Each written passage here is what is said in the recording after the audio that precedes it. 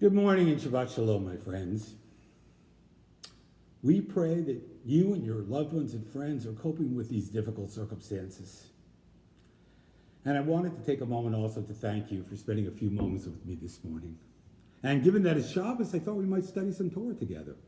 After all, the Torah is God's love letter to the people of Israel.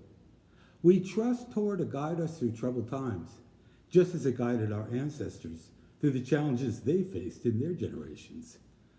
This week we read from two portions, Vayakhel and Pikudei. And for our Torah study this morning, I thought together we would examine the first word of Torah for this week.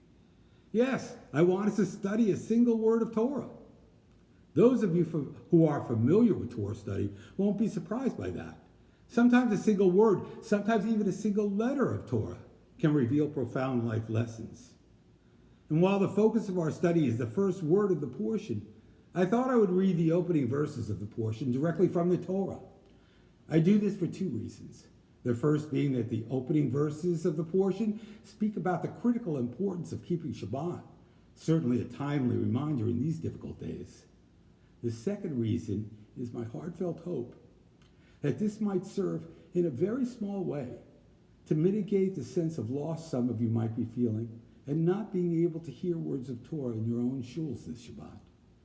And yes, I know Torah is not to be read without a minyan, but my understanding is if one is reading Torah solely for instructional purposes, it is permitted, provided the blessings before and after the reading are omitted. Okay, let's get started. Here are the opening verses of Parshat Vayakhel, Exodus chapter 35, verses 1 through 2. Vayakhel Moshe et kol adat bnei Yisrael, vayomer alehem ela devarim asher tziva Adonai la'asot otam. Sheishet yamim ta'aseh melacha, uvayom hashvi'i yeh lechem kodesh Shabbat Shabbaton la'Adonai, kol ha'oseh bo melacha yumat. Now Moses assembled the whole Israelite community and said to them, "These are the things that the Holy One has commanded us to do.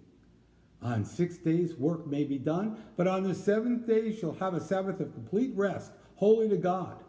Whoever does work on it shall surely be put to death."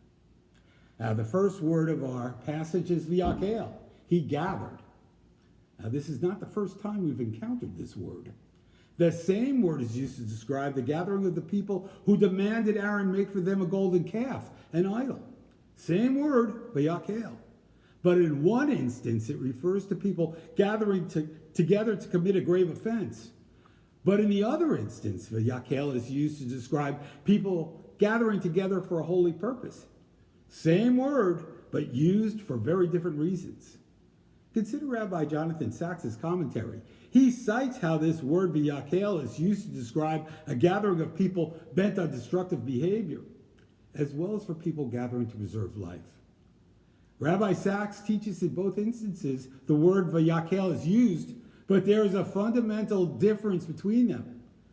The first gathering, the gathering of the people who demanded of Aaron an idol, was leadership. But the second instance, the Parshat word study, has a leader, Moses. Rabbi Sachs tells us the first was a crowd, but the second a community. How incredibly instructive this insight is for us today. We are told not to gather in crowds, for this may very well lead to despair, destruction, and perhaps even death. Those who do not heed this admonition are gathering as a mob might, without any consideration or respect for the damage they may be perpetrating on others. On the other hand, those who choose to make the difficult decision to limit contacts with others, they're gathering as well. A gathering of people who are willing to make sacrifices to preserve life. These people are not a crowd. These people are a community. Together, they say, we are concerned with the welfare of others. And is it not this concern for others, that is the very foundation of community? This week, the Torah, with one word, teaches us the difference between crowds and communities. It is a choice each of us must make, and as always, we have Torah to help us choose wisely, as we have been taught. See, I have set before you this day life and blessing, and death and curse. Choose life then, that you and your children may live. Shabbat Shalom, my friends.